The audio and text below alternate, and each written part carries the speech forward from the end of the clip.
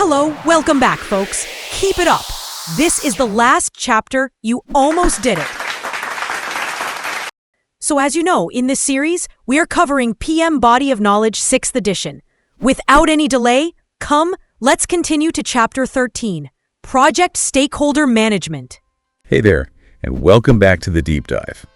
Have you ever tried to organize something, maybe a big group project for school or a family picnic, even just deciding what movie to watch with friends, and it feels like everyone has a totally different idea? Or worse, someone just isn't on board and suddenly your whole plan feels like it's, falling apart. It's enough to make you want to pull your hair out. Oh, absolutely. It's such a common challenge, isn't it? Whether you're planning, say, a trip to a famous temple with your family, or maybe coordinating a neighborhood cleanup drive, even putting together a study group for exams, there are always different people involved. Yeah. Always.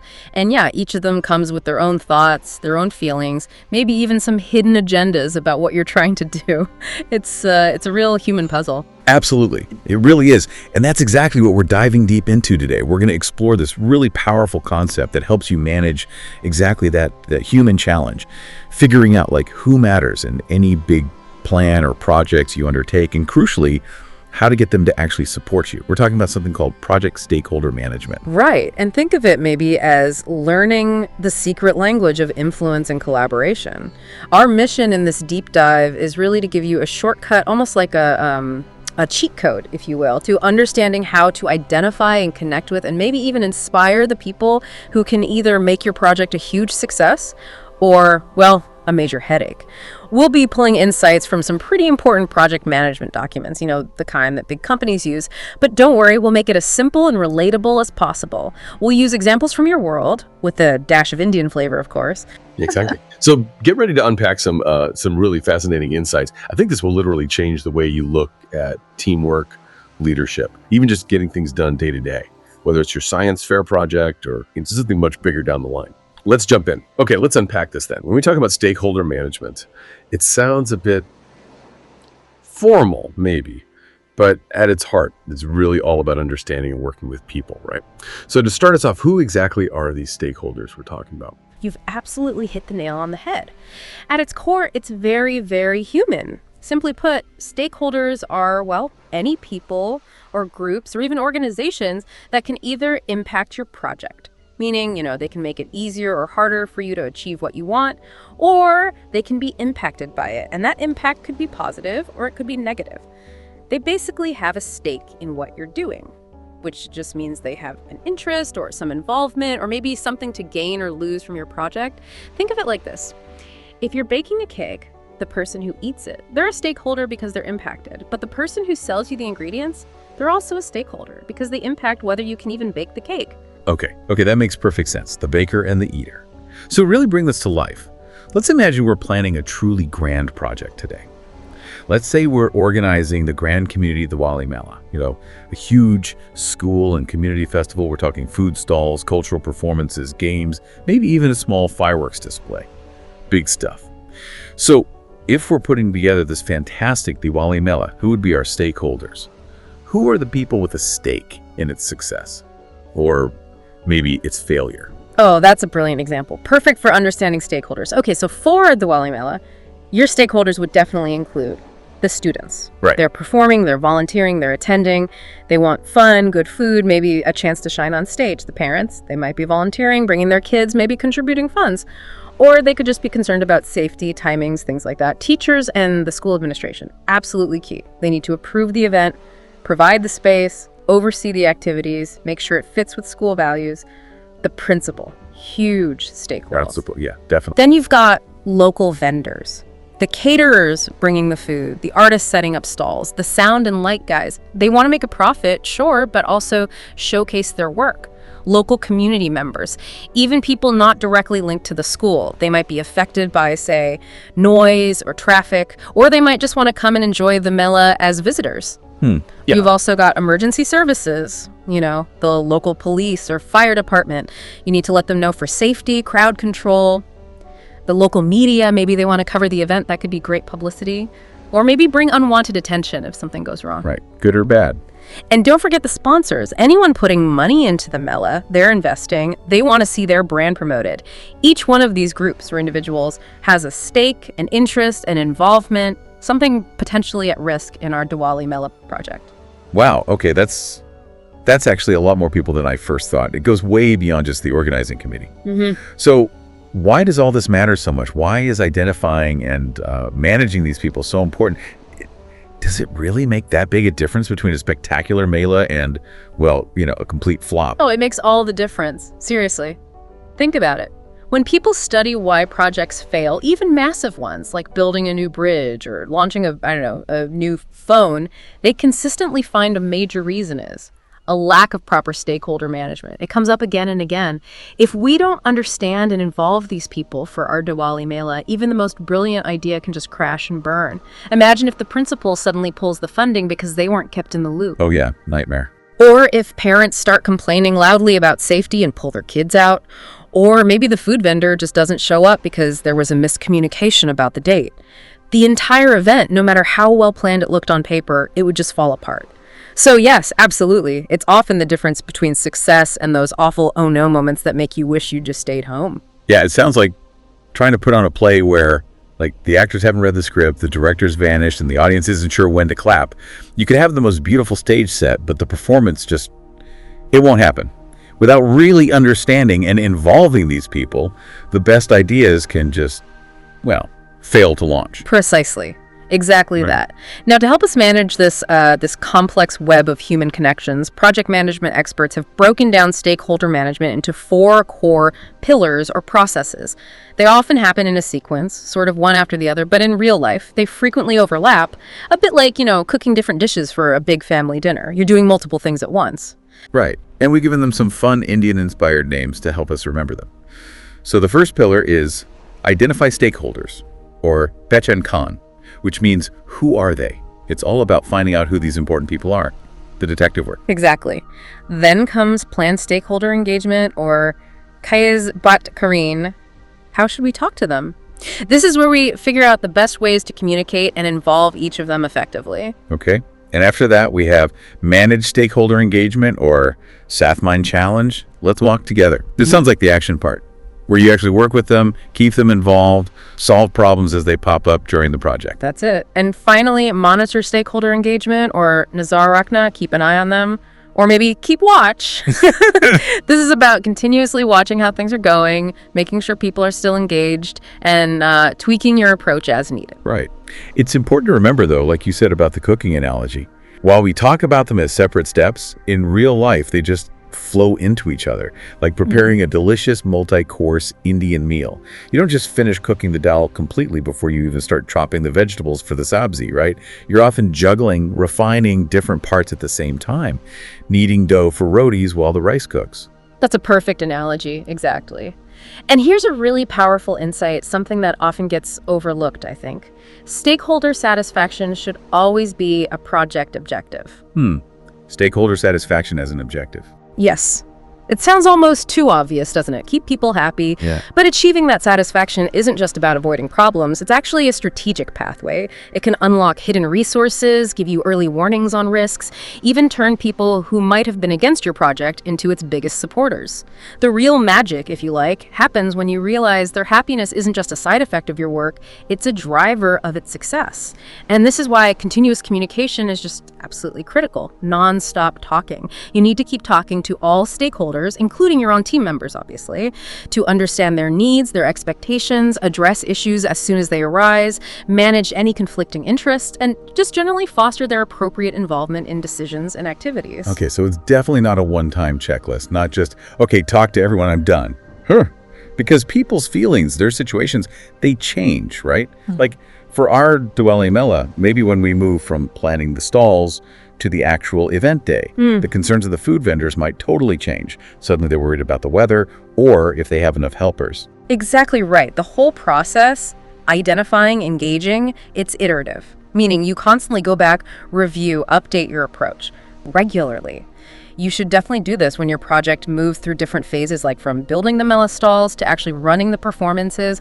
Also, when new people join or leave your project community, like new families move into the area, old families move out, new students join the school, and absolutely when significant changes happen in the community or the organization, maybe a new society president gets elected or new local rules about event noise come in, you've got to adapt.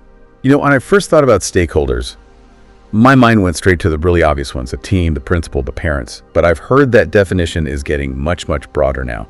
It's not just the clear-cut ones anymore. What does that actually mean for us on the ground, planning our Melesa? What are the trends here? That's a fantastic question because, yeah, the traditional view, just employees, suppliers, shareholders, that's really evolving. Now, the definition includes a much wider range of groups.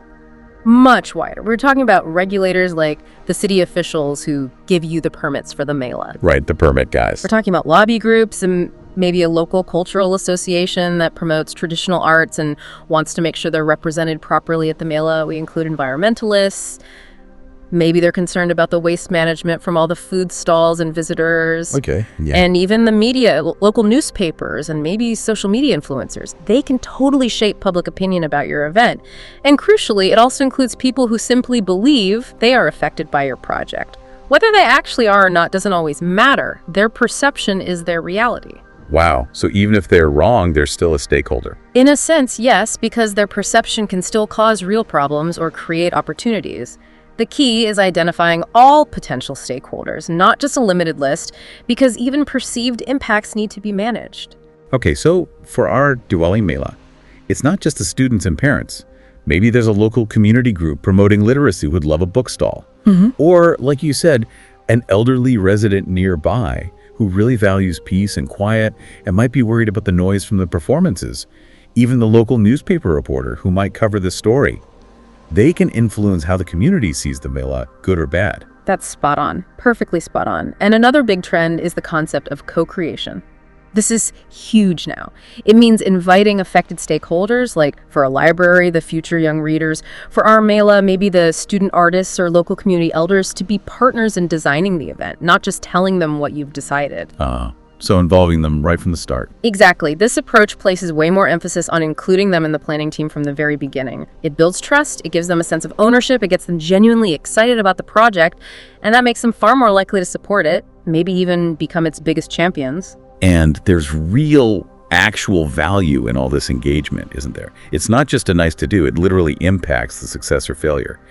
You said you can capture value, positive and negative. Yeah. How does that work? It's easy to think of these soft skills like engagement as hard to measure. But you're saying you can measure the value. Yes, absolutely. Positive value comes from higher levels of active support from stakeholders, especially those powerful ones who can really, really help you.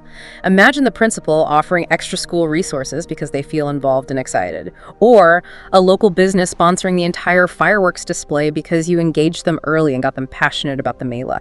That's real positive value. Okay, I see that. On the flip side, you can also measure the negative value, the actual costs of not engaging stakeholders effectively. This could lead to things like, in a business context, product recalls if a product doesn't meet customer needs because they weren't consulted, or a huge loss of reputation for your organization or project that costs a fortune to repair. For a Mela, if the students aren't engaged in the planning, maybe they just won't show up, low attendance. If the school management wasn't consulted properly from the start, maybe they cut off funding halfway through. Ouch, yeah. These are real, tangible losses, not just abstract ideas. But conversely, active engagement builds what you could call social capital that can fast-track approvals, open doors to new partnerships, even generate free positive publicity. All of that has a measurable return on investment, even if it's not immediately obvious on a spreadsheet. Okay, so it's crystal clear that one size definitely doesn't fit all here. You absolutely need to tailor your approach. What kinds of things should a project manager keep in mind when tailoring, especially for something as diverse as our Diwali Mela with so many different groups? Right, tailoring is key. Project managers need to adapt based on several factors. First, stakeholder diversity. How many people are involved? And, crucially, how different are their backgrounds, their cultures? For our Diwali Mela, you've got students from different grades, parents maybe speaking different regional languages, teachers with varied expectations, maybe local community leaders with their own cultural customs, their needs, their priorities, how they prefer to communicate it all vary widely. You have to respect that. That totally clicks. Like you'd send a formal letter to the principal, right? But maybe a quick emoji-filled WhatsApp message to the student volunteers, and perhaps a face-to-face meeting with community elders. All very different, but all necessary. Precisely. Second, you need to consider the complexity of relationships. Are people friends? Rivals? Connected through many different groups? Misinformation can spread like wildfire in complex networks. If there's a misunderstanding between, say, two influential parent groups, or a rumor starts among the students, it can derail your Mela plans really quickly. Understanding those social dynamics is vital. The grapevine effect. Exactly. Third, think about communication technology. What's available? What are people comfortable using? Are WhatsApp groups best for quick updates? Do some older parents prefer traditional notice boards? Are face-to-face meetings absolutely essential for resolving serious issues? And also, what systems are in place to make sure you get the best value from whatever tech you choose? For our Mela, you might need a mix of the school announcement system, maybe a special Mela app, and regular committee meetings. And what about projects that move really fast? Like in those agile or adaptive environments where things change all the time. Does stakeholder management change much there? Oh, absolutely. Projects with a high degree of change where you need to adapt super rapidly, they require active, direct, and very frequent engagement. Agile methods often promote what they call aggressive transparency. Aggressive transparency sounds intense. It kind of is. It means things like inviting stakeholders directly to project meetings, sharing updates very openly, maybe even posting project details on a big, visible whiteboard where everyone can see it. The whole idea is to surface any misalignment, any dependency, any issue as quickly as humanly possible. Imagine our Diwali Mela team having a quick 15-minute stand-up meeting every single morning. Student leaders, a teacher rep, maybe someone from a local sponsor briefly sharing what I did yesterday, what I'm doing today, any roadblocks. Okay, quick check-ins. Yeah, and this aggressive transparency, inviting stakeholders right into these huddles, having public progress boards, it means nobody can really say, oh, I didn't know about that. It's designed to catch even the tiniest misalignment early. Like maybe a sponsor suddenly changes their branding requirements, or the local council has a new permit process you didn't know about. By making everything visible, issues get caught in minutes or hours, not weeks later when they're expensive to fix. It drastically cuts down on costly rework, and it builds an incredible amount of trust because everyone sees the real-time progress and the challenges. It fosters a culture of immediate adaptation. All right, that brings us perfectly to segment 2. The detective work begins. This is step 1, Pet Shan Khan, identifying your secret superheroes and maybe villains. So tell us, what's this process really all about, and why is it so crucial to get it right from the start? All right. This process is all about regularly playing detective, like you said. You're identifying your project stakeholders and then really digging deep, analyzing and documenting important stuff about them. You're looking at their interests, how involved they are, any dependencies, do they rely on others, do others rely on them? You're assessing their influence over your project and their potential impact, positive or negative, on your Diwali Mela success. The key benefit here is knowing who to focus your limited time and energy on, making sure you don't waste time on people who don't matter that much, and crucially, ensuring you don't miss those critical few who could genuinely make or break your Mela. It's like knowing who the real decision makers are versus who just likes to, talk a lot. Got it. So it's like being a detective, trying to figure out everyone connected to your case, our Grand Diwali Mela. When does this detective work typically happen? Is it just a one-time thing at the beginning, or more like an ongoing investigation? Oh, it's definitely an ongoing investigation, for sure. This process often happens for the very first time, even before your project fully kicks off. Or maybe at the same time, the project charter, your Mela's official launch document, is being created and approved. Okay, so right at the start. Yes, but it's absolutely not a one-and-done deal. People change, situations change. It gets repeated as necessary throughout the entire project lifecycle, especially at the start of each new phase of the Mela. Or whenever a really significant change happens in the Mela plan, or maybe in the school organization itself. And each time you repeat this identification process, you should be consulting all your current Mela plans and documents to see if there are any new stakeholders or if existing ones have changed somehow. Okay, so we're being detectives. What kind of information do we need to start our investigation? What are the crucial inputs for this identification process for the Diwali Mela? Good question. There are several key pieces of information we need to gather. First, as I mentioned, you have the project charter. This is like the official launch document, maybe the formal approval memo from the principal's office for your Diwali Mela. It usually names some key initial stakeholders like the head teacher in charge, maybe the student council president, and often outlines their basic responsibilities. It's your first official map, really. Okay, so the charter gives you a starting point, a few key names. What else is on our detective's checklist? Next up, we look at business documents, specifically the business case and the benefits management plan. The business case tells you the why behind your Mela. What are its objectives? Is it mainly to raise funds for a specific charity, or is it more about promoting cultural understanding? It often identifies an initial list of stakeholders who are affected by these objectives, like the chosen charity itself, or maybe the different cultural groups participating. Okay, the why and who benefits. Exactly. And the benefits management plan describes how the Mela is expected to deliver its value, and it specifically identifies who is supposed to benefit. So, for the Mela, it would list who benefits: the students learning about traditions, the charity getting funds, the community enjoying the event, perhaps even the school gaining a positive reputation. This helps us find people who will naturally be interested because they stand to gain something. And what about the project management plan itself? Does that feed into this early stage? Well, not usually right at the very beginning when you're doing the initial stakeholder identification, simply because the full plan hasn't been developed yet. Oh, okay, makes sense. But once it has been developed, components like the communications management plan and the stakeholder engagement plan become absolutely crucial inputs for ongoing identification. Communications and stakeholder engagement are so strongly linked, right? So these plans provide really rich sources of knowledge about your existing stakeholders and how you're already planning to interact with them. As your Mela project progresses, these plans become essential maps, guiding your continuous identification efforts. Right. And then there are other project documents that pop up as the project moves along. What kind of documents might give us clues later on? Yes, exactly. Again, these aren't typically available for the initial sweep, but they become vital as the project gets rolling. For example, the change log. This log tracks all approved changes to the project. A change might introduce a totally new stakeholder, or it might change the nature of an existing stakeholder's relationship with the project. Like, if a new change comes up, say, deciding to add a big Rangoli competition to the Diwali Mela, that might suddenly bring in a new art teacher as a key stakeholder. Or it might change the role or importance of the existing art club members. Okay, so changes bring new people or change roles. Precisely. Similarly, the issue log records problems or conflicts that arise.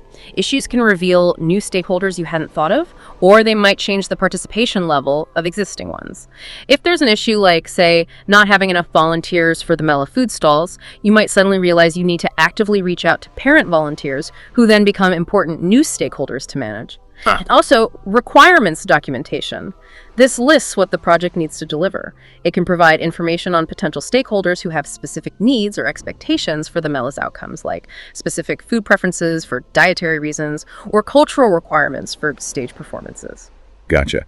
So these documents basically help you keep up with the dynamics, the moving parts of a project, and how it affects the people involved. What about agreements, like contracts? Yes. Agreements like contracts with vendors or maybe partnership agreements are also crucial inputs. The parties to an agreement are definitely project stakeholders. That's a given. So any agreements with the caterer for the Mela's food stalls or the sound system provider for the main stage, they become key stakeholders because their performance directly impacts the Mela's success. And sometimes the agreement itself might even contain references to other stakeholders you hadn't considered initially. Maybe the sound system contract mentions needing a specific permit from the city noise control department. Boom, another stakeholder. Okay. Now this next one sounds a bit broader. Enterprise environmental factors.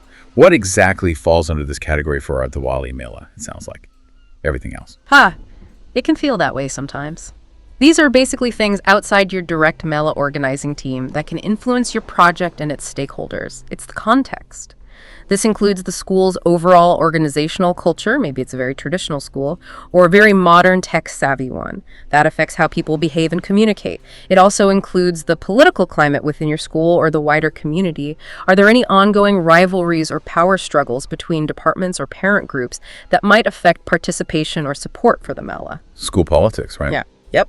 Then there are government rules or industry standards, like fire safety regulations for public gatherings, which are super important for a Mela. Global or local trends, maybe a big community push for eco-friendly events would influence your Mela's waste management plan and maybe attract environmental groups as stakeholders. Even the geographic distribution of facilities and resources, like where exactly are the Mela grounds located relative to the school entrance or parking, that can impact traffic flow and accessibility for different stakeholders. All these external factors shape who your stakeholders are and how they might react. You need to be aware of them. Okay. And finally, organizational process assets. This sounds like internal stuff, resources within the school. What kind of goldmine is this for our Mela detective work? Exactly. These are resources within your organization, usually coming from previous projects, like a treasure chest of past experience. Think of a lessons learned repository from last year's annual day, or maybe the school sports meet. The what went wrong last time file? Precisely. This repository might contain invaluable information about the preferences, the actions, the involvement levels of stakeholders from past experiences. Who was super helpful? Who caused problems? What communication methods worked best with parents? The school might have a document from last year's Mela saying, always consult the local police very early for large events, or parents prefer online signups for volunteering, not paper forms. This kind of information is pure gold for identifying potential new stakeholders or understanding the likely behavior of existing ones. It can save you a ton of time and help you avoid repeating past mistakes. Okay, brilliant. Now that we know what information we need to gather, how do we actually find and then understand these people? What are the tools and techniques for this detective work to build our Diwali Mela's stakeholder list? Good question. Lots of tools in the detective kit here. First up, and maybe most obviously, expert judgment. This makes a lot of sense, right? You seek specialized knowledge from individuals or groups who really understand the dynamics, the politics, the power structures in your school or local community. They might have deep knowledge of the school's environment and culture, including different student groups or other affected organizations like the PTA.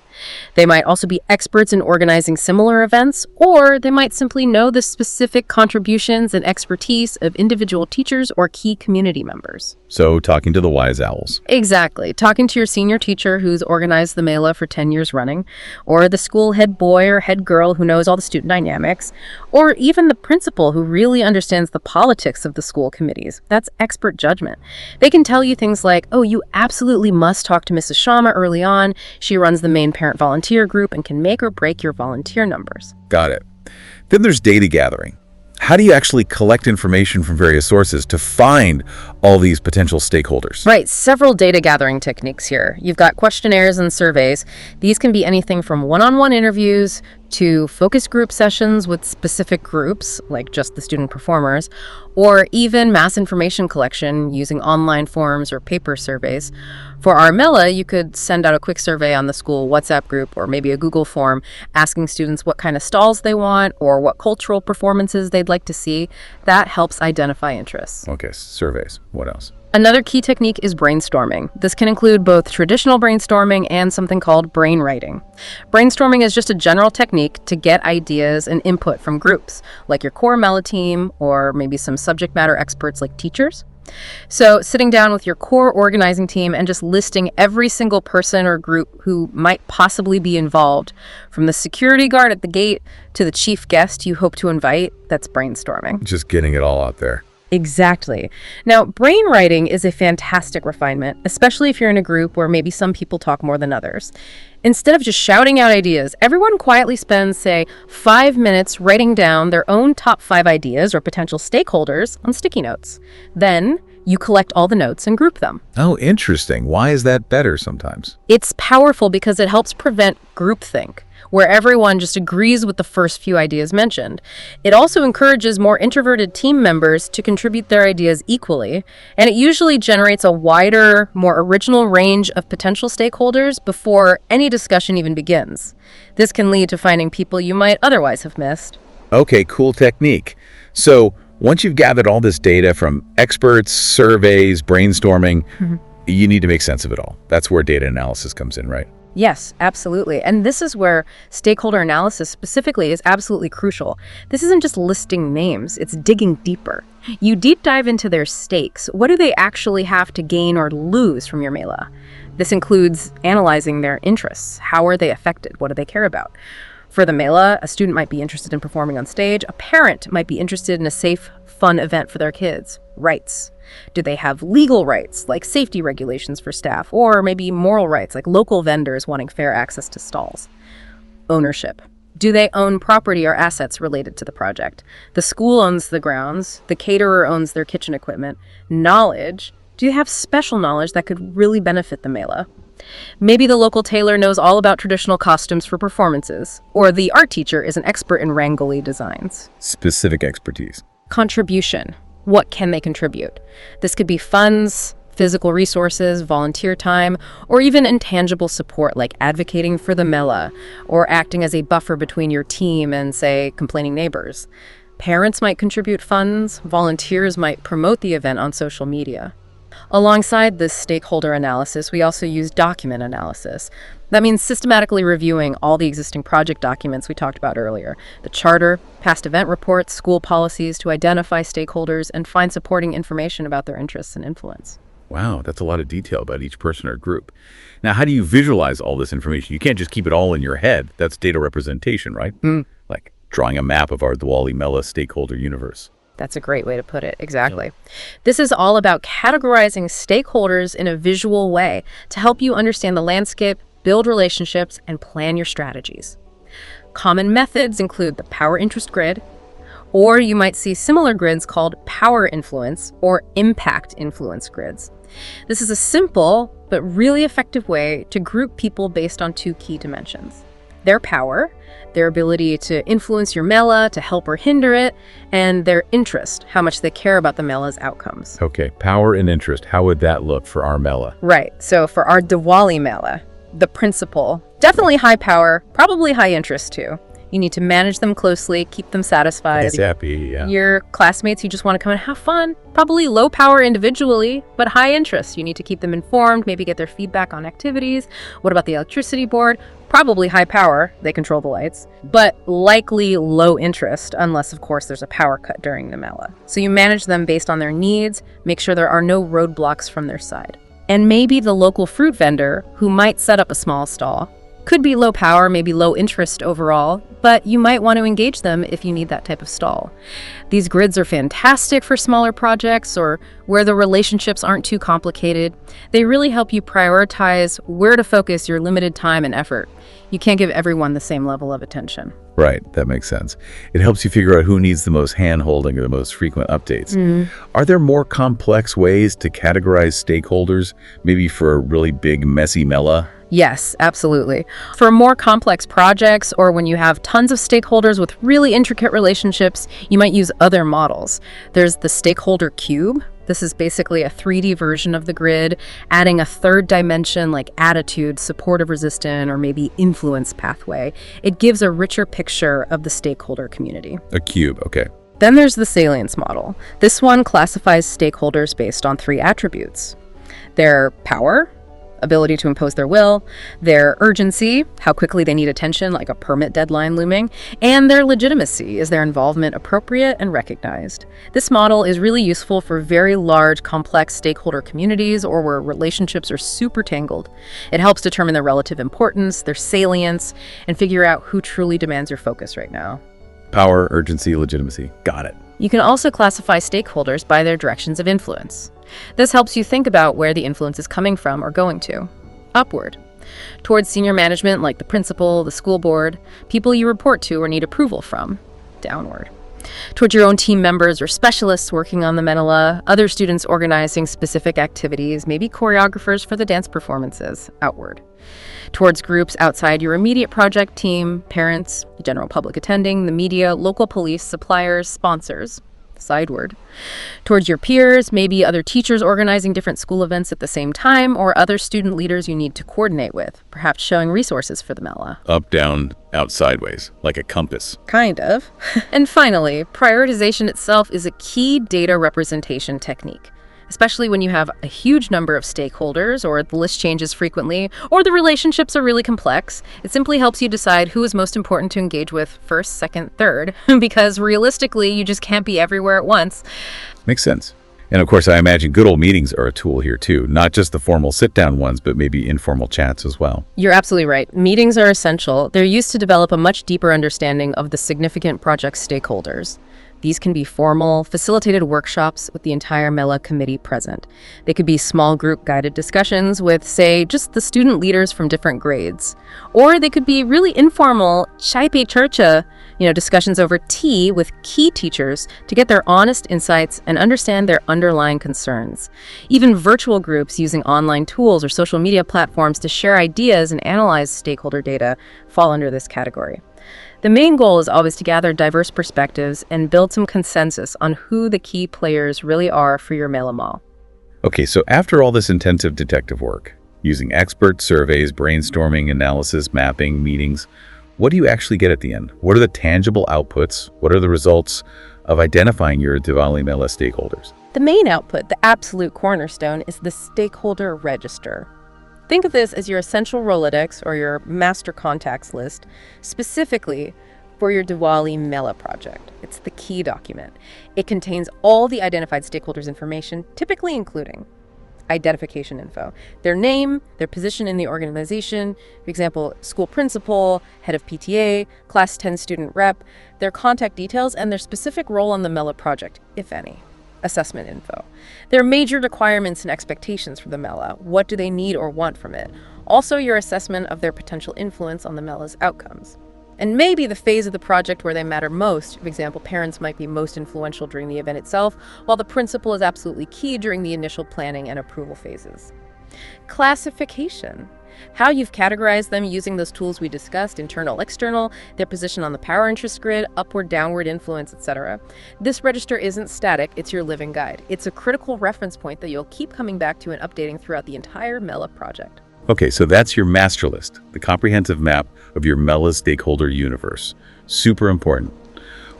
What else might come out of this process of identifying stakeholders? Well, you might also generate change requests. If, during your identification process, you uncover a completely new stakeholder, or you get some significant new information about an existing one.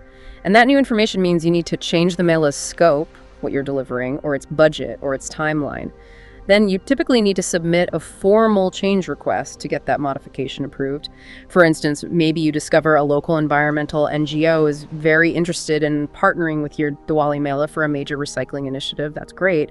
But it might mean you need to add a whole new section to your MELA plan, maybe request extra space or volunteers. That would likely require a formal change request. Right, because it changes the original plan. Okay. And finally, you mentioned project management plan updates and project documents updates. How does identification feed back into those? Yes. Now, initially, when you first create the stakeholder register, these other plans might not exist yet or might be very basic. But as the MELA project progresses and you periodically re-identify or reassess stakeholders, you'll almost certainly need to adjust your existing plans based on what you learn.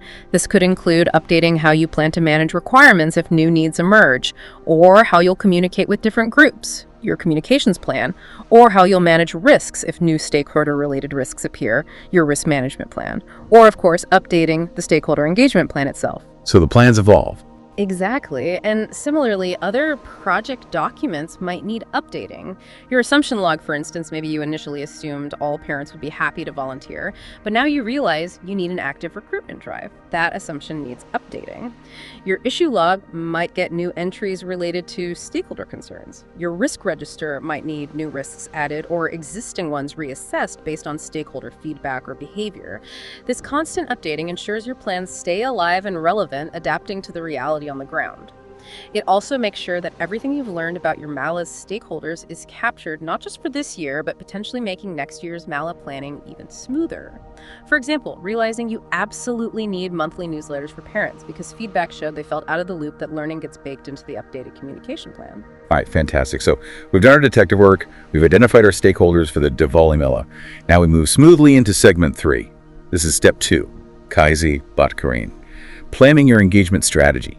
Expert, this sounds like where we actually craft our blueprint for how we're going to interact with everyone we identified. What's the main goal here? That's exactly right. It's about crafting your engagement blueprint. This process is all about developing specific, carefully tailored approaches to involve your stakeholders.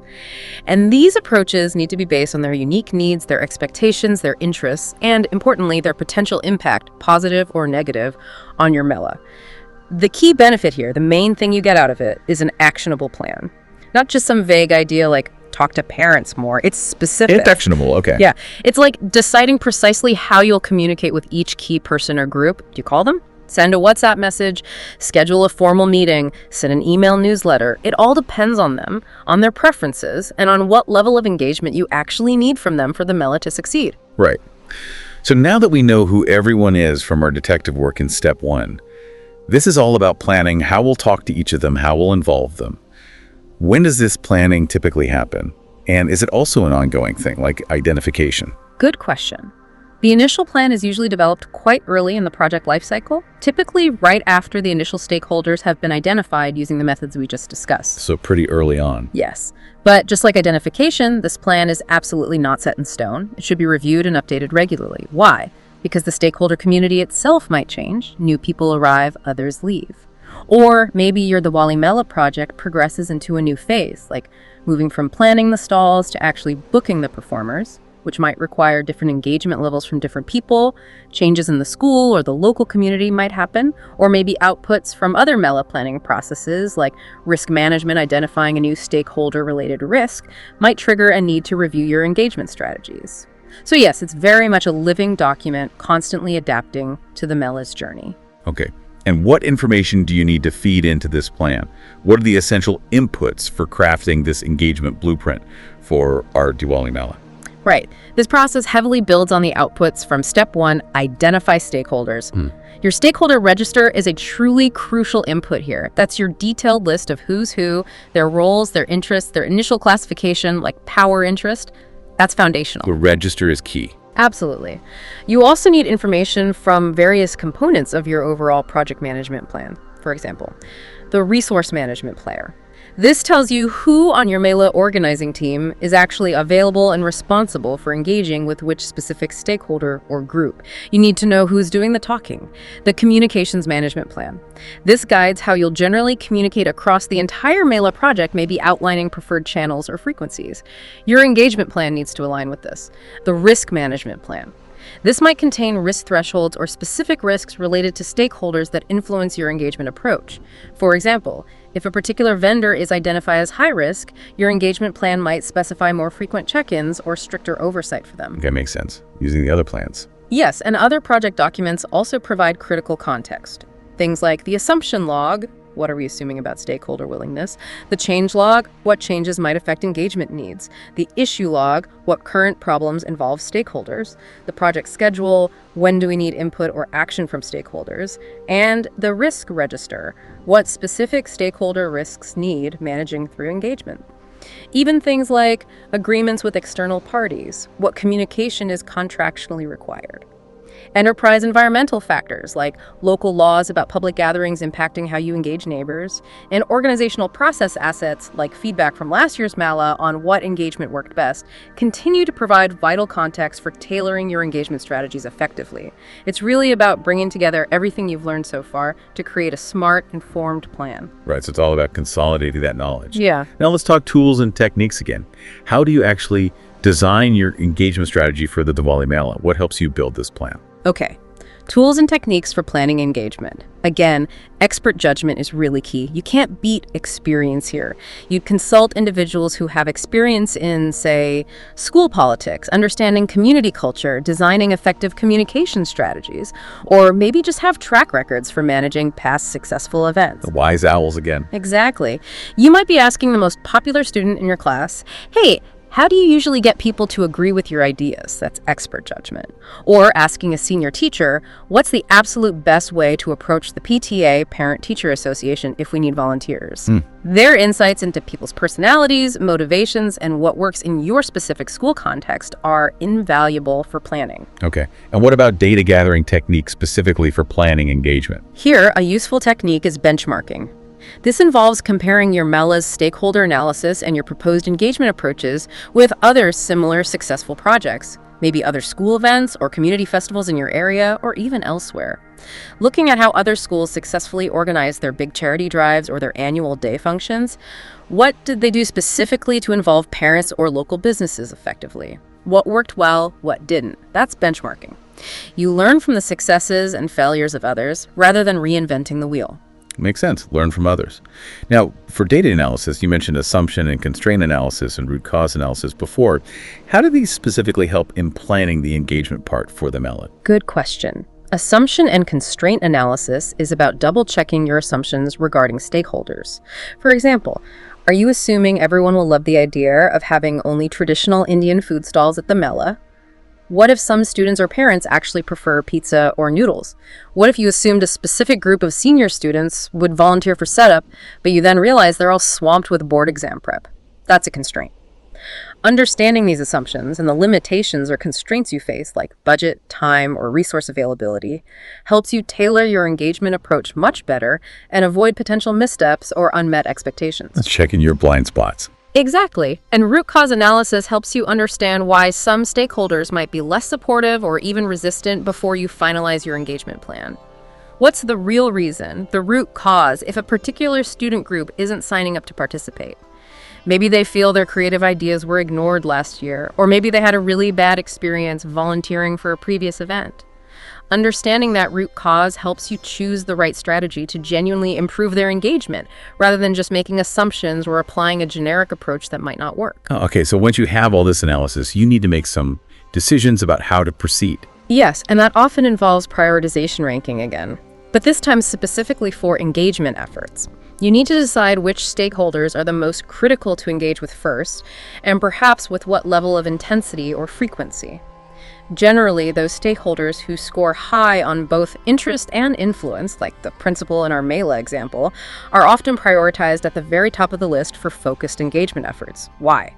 Because they can significantly impact your MELA's success, for better or worse. So the principal and the main student organizers would likely get more frequent and direct communication planned for them compared to, say, a casual visitor who might just get a general announcement. Right, focusing your energy. And how do you visualize these engagement plans? You mentioned data representation tools again. Yes, tools like mind mapping can be really useful here. You can visually organize all the information about stakeholders, their relationships to each other, their connection to different parts of the MELA project, and your planned engagement actions for each. It helps see the whole picture. Like a relationship map. Kind of, yeah. But a truly powerful tool specifically for planning engagement is the Stakeholder Engagement Assessment Matrix.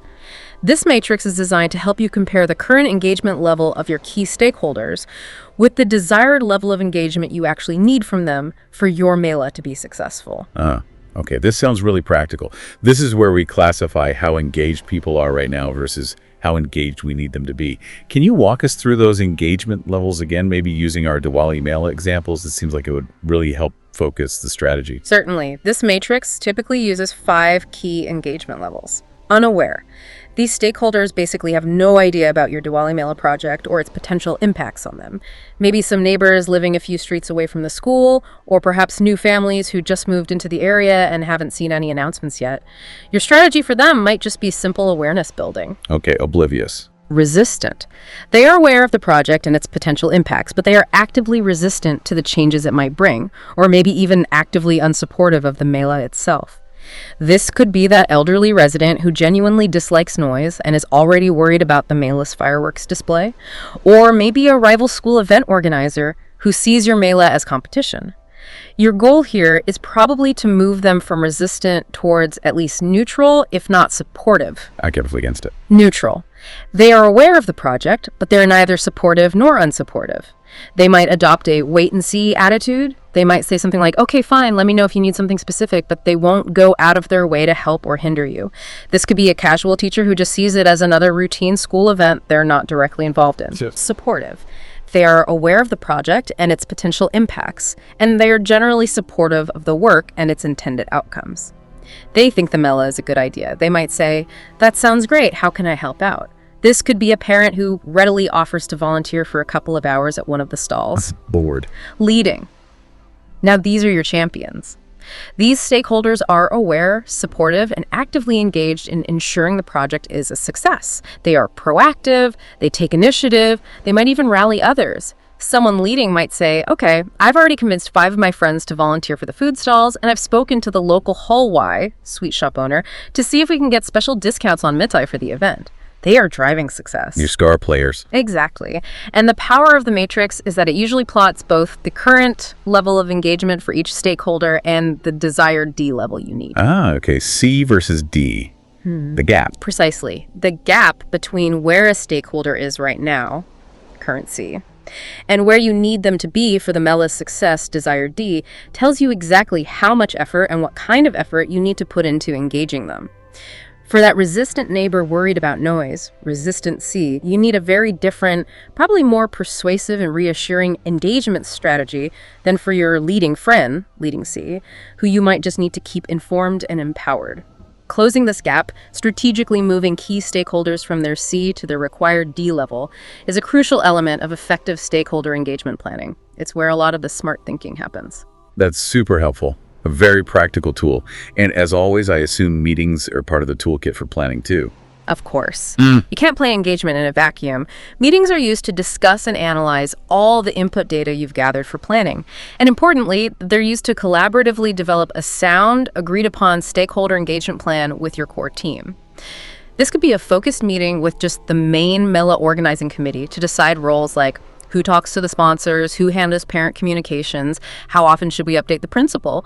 Or it could be a facilitated workshop involving student representatives from different houses or clubs to brainstorm creative ideas for communication and involvement. The main goal is to get everyone on the same page about how you're going to interact with all the MELA stakeholders in the most effective way. Okay, great. So after all this detailed planning, using the analysis, the matrix, the meetings, what's the big output? What tangible thing do you get after crafting this engagement blueprint for our Diwali Mela? The main output, the key deliverable from this process, is the stakeholder engagement plan. This plan becomes a specific component of your overall project management plan, and it formally identifies the specific strategies and actions required to promote productive involvement of stakeholders in decision-making and execution for your Diwali Mela. How are you going to get them involved and keep them involved? It can be formal or informal, it could be highly detailed or more broadly framed, depending on your project's specific needs and complexity. Got it. So this is essentially your step-by-step guide for how to get everyone on board and keep them there. It might include specific notes like, for stakeholder X, the principal, the plan is. Send a concise weekly email update and schedule a brief monthly 10-minute check-in meeting. For stakeholder Y, the main volunteer group, the plan is. Create a dedicated WhatsApp group for daily updates and quick questions, and hold a weekly huddle just before their main shifts begin. It's like having a personalized communication and involvement strategy for every key person or group. That's a brilliant way to describe it, yes. It's your living guide to how you'll actually make Sathmain Challenge walking together a reality. It ensures that everyone is approached in a way that respects their preferences, addresses their concerns proactively, and ultimately maximizes their willingness and ability to contribute positively to the Diwali Mela's success. Which brings us perfectly then to segment 4. We've planned the engagement. Now it's time for step 3. Sathmain Challenge, working with your people. Expert, this is the doing part, isn't it? This is where we actually make the engagement plan a reality for our Diwali Mela. That's absolutely right. This is exactly where the rubber meets the road, as they say. It's the process where you actively communicate and work directly with your stakeholders. Why? To meet their needs and expectations, to address issues as they inevitably come up, and to foster their appropriate involvement throughout the Mela project. The key benefit of doing this well is that it allows the project manager or the organizing team to significantly increase support for the Mela and, just as importantly, minimize resistance from those who might be skeptical or opposed. Increasing support, minimizing resistance. Okay.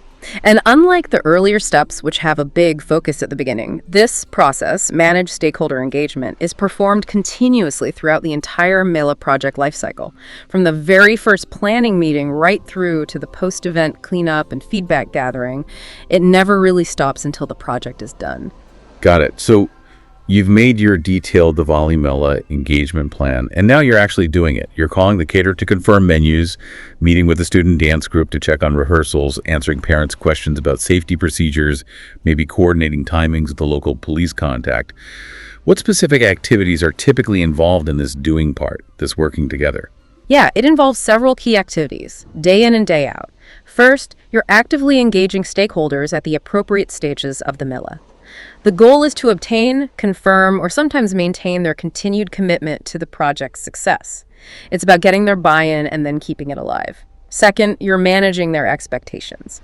This often involves ongoing negotiation and very clear communication.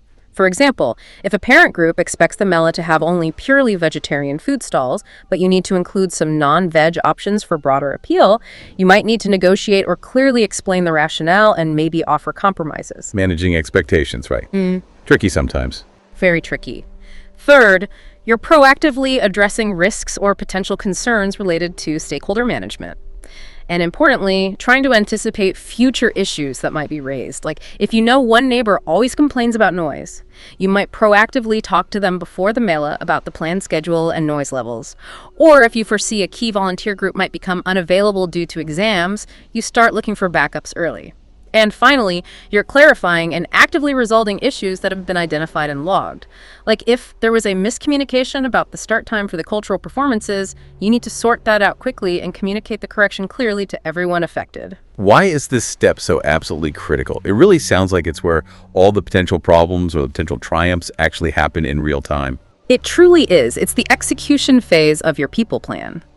This step is critical because it ensures that your stakeholders clearly understand the MELA's goals, its objectives, the benefits it aims to bring to them or others, and also any potential risks involved.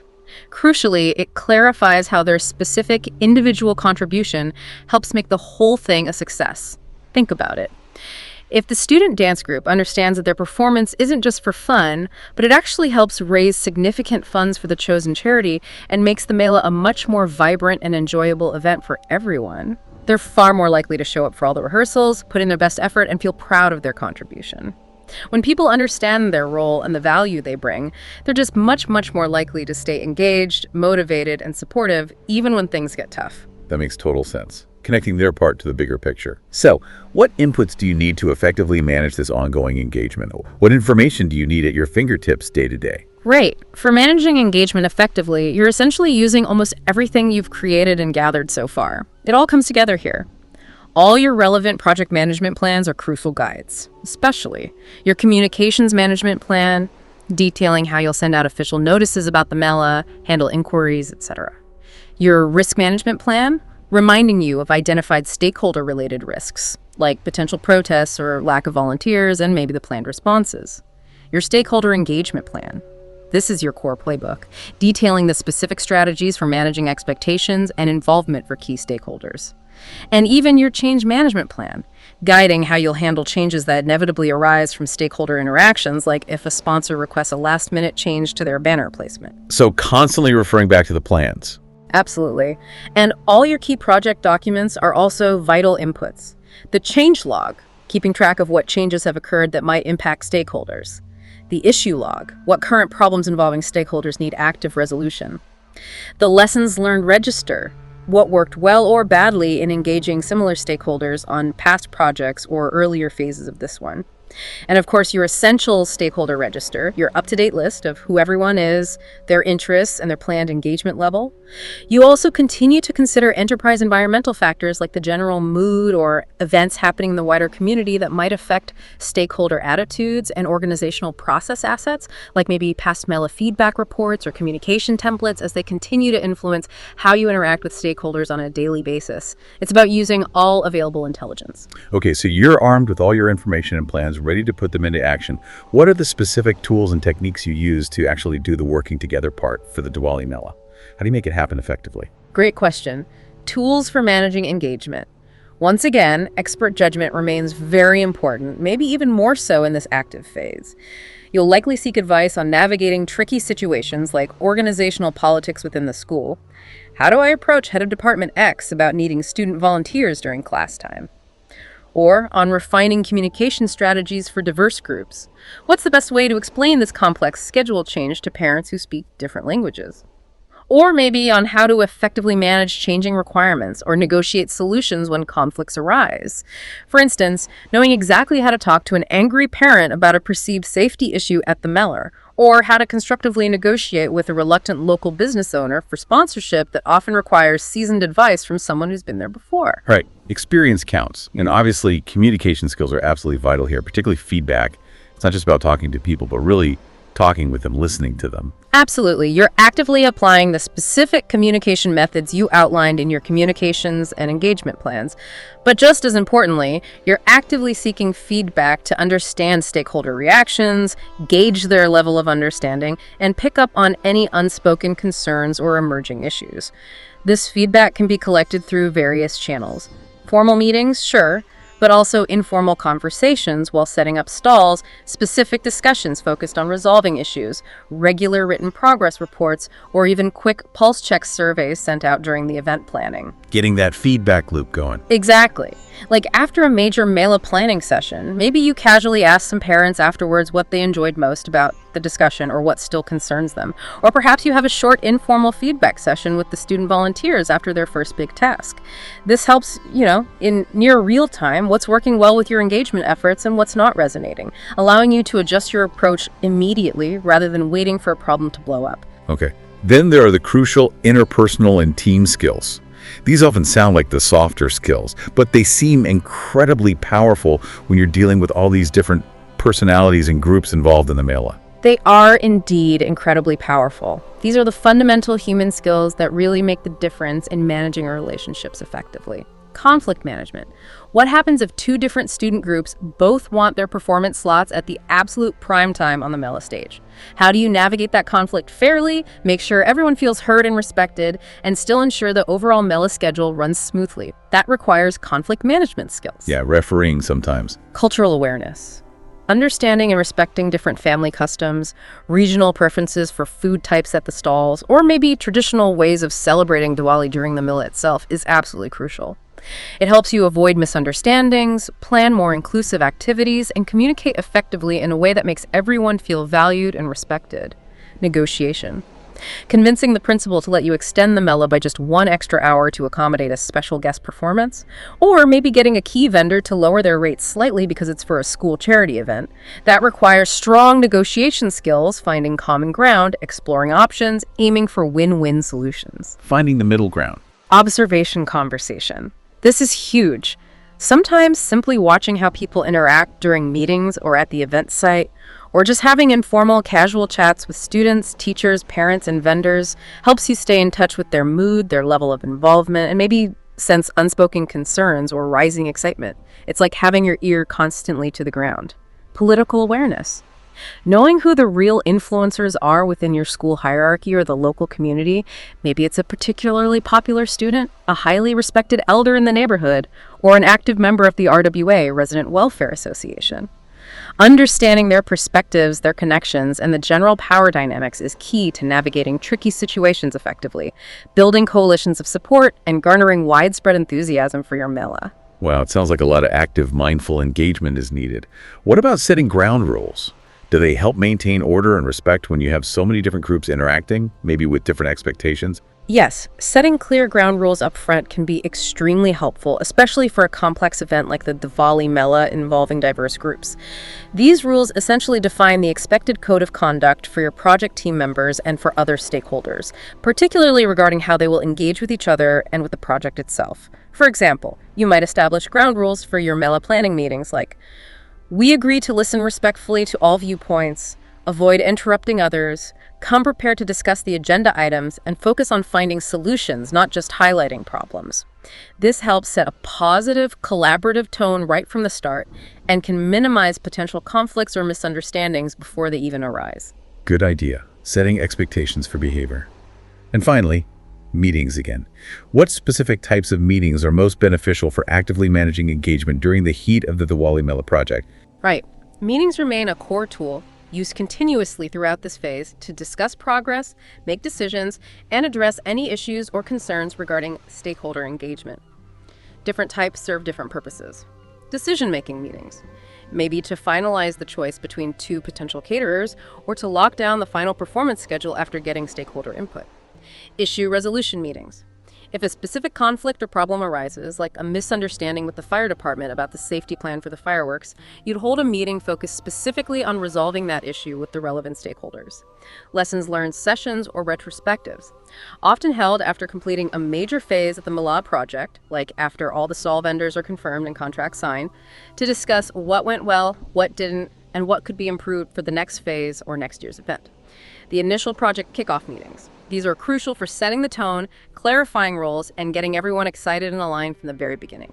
And ongoing status update meetings to keep everyone informed about progress, upcoming activities, and any potential challenges. Different meetings for different needs. Exactly. For the Mela, this might involve quick, informal, weekly chai pe charcha, discussions over tea, for rapid updates with your core student organizing team. But it might also involve more formal, structured monthly meetings with key external stakeholders like community leaders or major sponsors to formally report on progress, address any significant concerns, and maintain their buy-in. Okay, so after all this intense ongoing hard work of managing relationships, keeping communication flowing, solving problems, and generally keeping the Diwali Mela moving forward, what are the outputs? What tangible results come from your efforts in this soft main challenge phase? Good question. What comes out of managing engagement? A primary output, just like in the identification phase, can again be change requests. As you actively manage engagement, listen to feedback, and address issues, new ideas or problems might emerge that require formal changes to the Mela's scope, schedule, or budget. For example, maybe during a meeting, a major sponsor strongly suggests adding a completely new, large performance stage to showcase more local talent. That's a great idea, potentially, but it would definitely impact the budget, space layout, maybe safety planning, so it would require a formal change request to be properly evaluated and approved before you could proceed. Right, significant changes need formal approval. And then naturally we see project management plan updates and project documents updates again. Exactly. This is the continuous improvement loop in action. Based on how engagement is actually going and the feedback you receive, your communications management plan and your stakeholder engagement plan will likely need to be updated. You need to refine your strategies based on what you learn is working or not working in practice. For example, if you find that parents are consistently responding much faster to WhatsApp group messages than emails for urgent updates about the Mela, you'd adjust your communication plan accordingly for that group. Adapting the plan based on reality. Precisely. And similarly, your various project logs, the change log, tracking approved changes, the issue log, showing resolved or newly identified issues, the lessons learned register, capturing what you learned this week about engaging volunteers, and the stakeholder register, maybe updating someone's contact info or reassessing their influence level, will also be continuously updated with the latest information. This ensures your plans and records stay alive, relevant, and accurately reflect the real-world situation. It also ensures that everything you've learned from actively managing the Diwali Mela relationships is captured, which is invaluable not just for the rest of this project, but for making the next Mela or any future project even better. Okay, this completes the cycle of planning and doing, which now leads us logically into our final segment, segment 5. This is step 4. Nasar Rakna, keeping a watchful eye and adjusting your course. Expert, this sounds like the monitoring phase, right? Making sure everything we planned and did is actually working and tweaking things if needed. Precisely. That's exactly what it is. This process is all about continuously monitoring your overall project stakeholder relationships. And then, based on what you observe, tailoring your engagement strategies further. How are they actually engaging compared to your plan? The key benefit here is maintaining or even increasing the efficiency and effectiveness of your stakeholder engagement activities as the Diwali Mela project evolves and as its surrounding environment inevitably changes. Keeping it effective over time. Exactly. Think of it like this. You've baked the cake and decorated it beautifully for the Mela stall. Now you're watching carefully. Are people actually buying it? Are they enjoying it? Do you need to change the recipe slightly for the next batch of jalebis? Or maybe adjust how you present the Mela attractions to draw more interest? This monitoring process isn't just something you do at the very end, it's performed continuously throughout the Mela's life, feeding back into the other processes. Okay, makes sense. So what information do you need to do this monitoring effectively? What are your essential inputs for keeping this watchful eye on the Diwali Mela stakeholders and their engagement? Right. For effective monitoring, you'll still rely heavily on all your existing project management plans, especially the resource plan. Are the right people still available for engagement tasks? The communications plan, are we following the planned communication schedule? And the stakeholder engagement plan, what are the desired engagement levels we're aiming for? Right. These tell you what should be happening, providing your baseline. Comparing plan versus reality. Exactly. All your key project documents are also critical inputs again, including the issue log, what stakeholder-related problems are currently active or recurring, The lessons learned register. What did we learn last time about monitoring engagement? The project communications that have actually been sent out. Did people receive them? Did they understand them? The risk register. Are stakeholder-related risks increasing or decreasing? And of course, the stakeholder register. Who are we tracking and what's their current assessed status? But a truly crucial, distinct input for this monitoring process is work performance data. Okay, work performance data. What exactly does that mean in the context of engaging people for our Diwali Mela? That sounds like getting real-time feedback or metrics. It's vital, yes. This data gives you the raw facts about how the project work is progressing, which often reflects stakeholder engagement. It tells you who is actually supporting the project actively and how much they are engaging in practical terms. For example, the data might show Suresh actually volunteered for 10 hours at the food stalls last week, or the principal attended 3 out of the 4 key Mela planning meetings this month, or recent parent feedback survey shows a 90% satisfaction rate with safety communications for the Mela. This raw, objective data gives you a real-time picture of actual engagement levels, helping you assess if your engagement strategies are truly working as intended or if there's a gap. Concrete data, not just feelings. Right. And you also continue to consider enterprise environmental factors, like maybe there's a sudden local election campaign starting that distracts potential community volunteers, impacting their availability. And organizational process assets like historical data on typical Mela attendance patterns or volunteer drop-off rates, as they can provide context for interpreting the current engagement data and influence how you monitor going forward. Okay, so you have all this information pouring in, plans, documents, real data. How do you actually check and adapt? What are the tools and techniques you use for this monitoring phase for the Diwali Mela? Good question. Tools for monitoring and adapting. For data analysis, you might use alternatives analysis. This means evaluating different options if you find that your current engagement strategy isn't working as planned for a particular stakeholder group. For example, if you observe that far fewer students are volunteering for the post-Mela cleanup crew than you need, you'd analyze alternatives. Should we offer extra credit as an incentive? Run a competition between classes. Maybe recruit through class captains instead of just relying on posters. You evaluate the options. Finding plan B or C. Exactly. Root cause analysis is used again here to find the underlying reasons why engagement might be problematic. Is the low volunteer turnout for cleanup genuinely because of upcoming exams? Or is the sign-up process itself too complicated and discouraging people? Understanding the root cause helps you address the actual issue effectively, rather than just treating symptoms. And you'll use stakeholder analysis continually, not just at the start. You need to keep determining the current position of key stakeholder groups and individuals at any particular time during the project.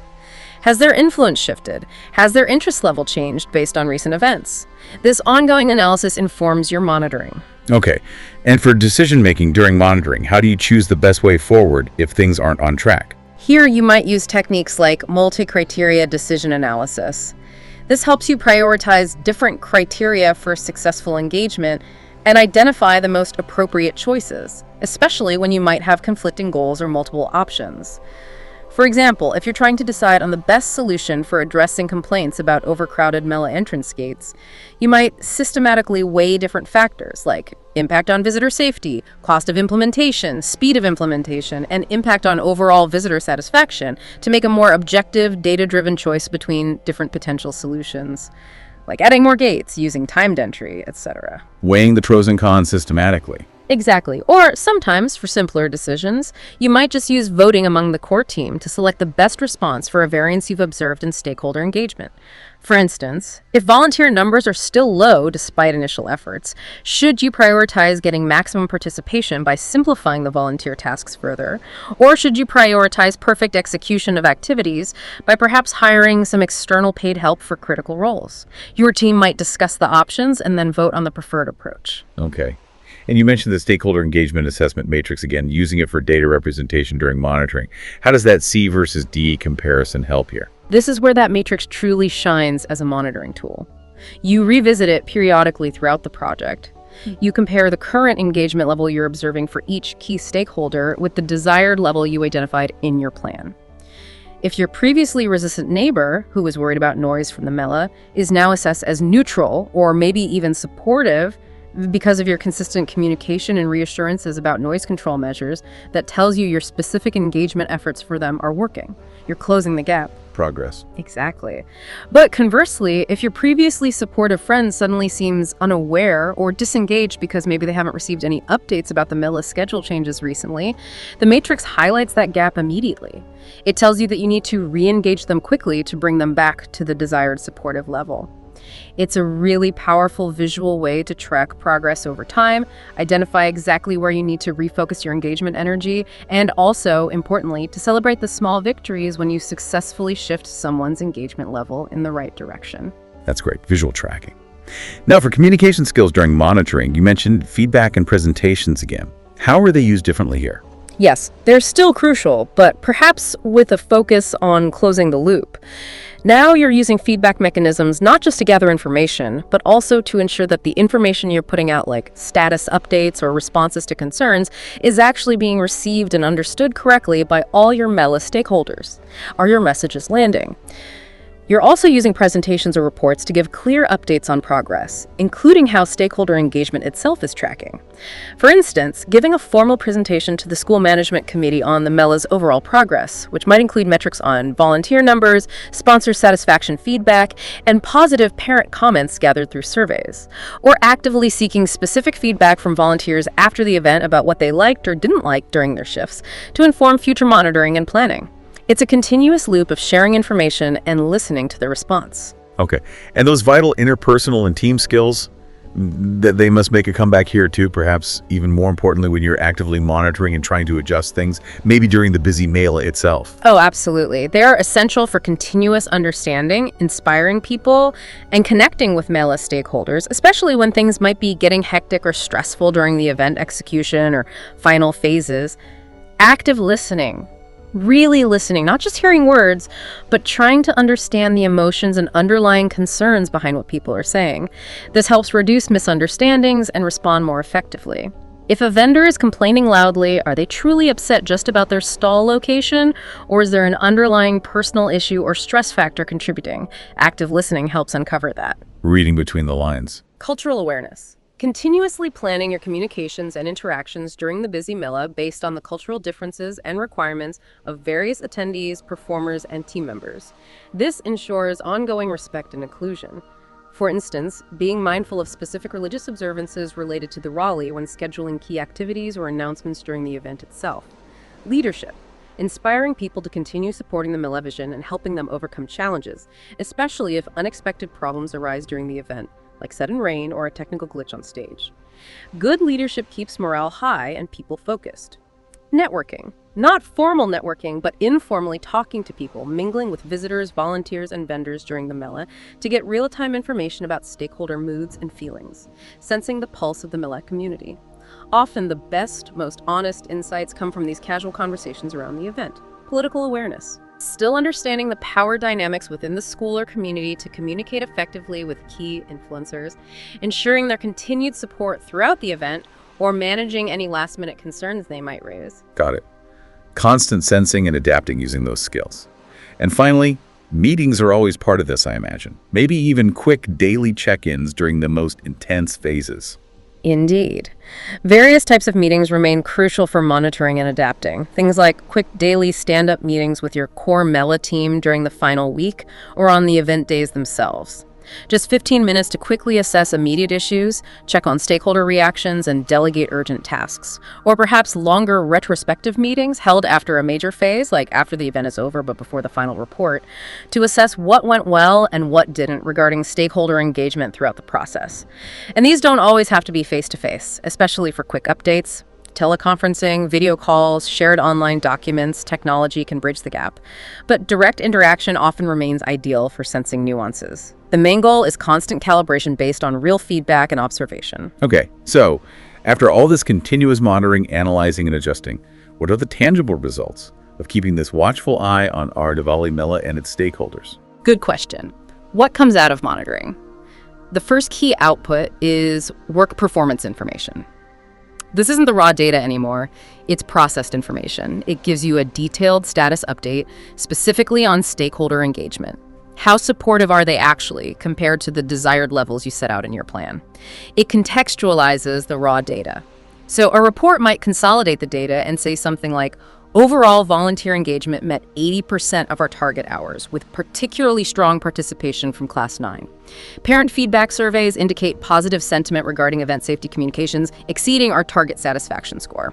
It provides concrete insights into performance. Okay, performance info. Yeah. And if things aren't going as planned according to that information, you might generate change requests again. Precisely. If your monitoring reveals that stakeholder engagement isn't working as intended in a critical area, or if new issues arise during monitoring that significantly impact your overall MILA plan, you might need to submit a formal change request for specific corrective or preventive actions to improve the current level or approach to stakeholder engagement. For example, maybe monitoring reveals that volunteer numbers for the final cleanup shift are critically low. You might submit a change request to authorize offering a small incentive, like pizza, to encourage sign-ups or corrective action. Or maybe monitoring identifies potential crowd control issues developing near the main stage during peak hours, leading to a change request to add more security patrols proactively, a preventive action. Right, taking action based on the monitoring. And just like in the previous steps, this feeds back into project management plan updates and project documents updates. Yes, absolutely. This really closes the loop.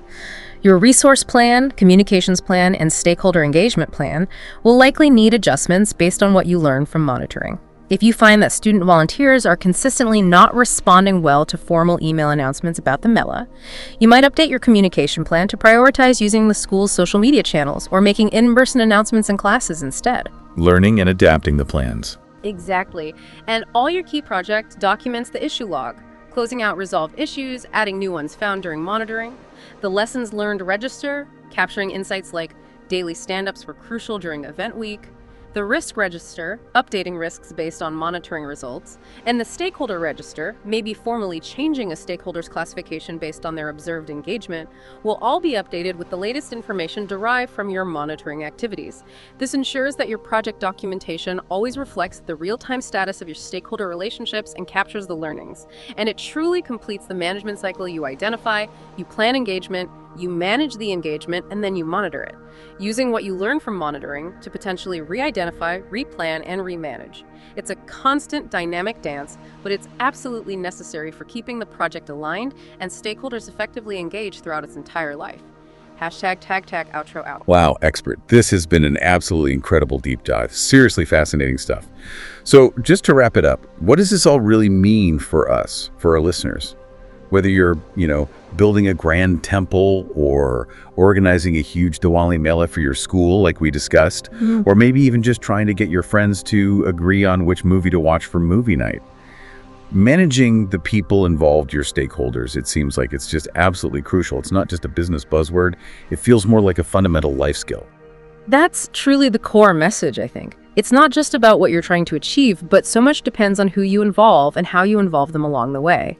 Understanding project stakeholder management at its heart is really about understanding human connections, communication dynamics, and the power of influence. It's about trying to ensure that everyone who can make a real difference to your project is, ideally, rowing in the same direction as you, or at the very least, not actively rowing against you. It's about turning potential obstacles into powerful allies, or at least neutral parties. Yeah, and being well informed about this, knowing these steps and concepts, it really isn't just for people running big business projects and fancy offices. It genuinely feels like a fundamental life skill that applies to almost everything you do. It helps you anticipate problems before they completely derail your plans. It helps you build stronger, more effective relationships with practically everyone around you. And ultimately, it helps you become a more effective leader, whether that's in your school project team, within your family discussions, or out in your local communities, like developing your people superpower, maybe. I like that people superpower. So here's maybe an important question for all of you listening to ponder as you go about your day-to-day or this week.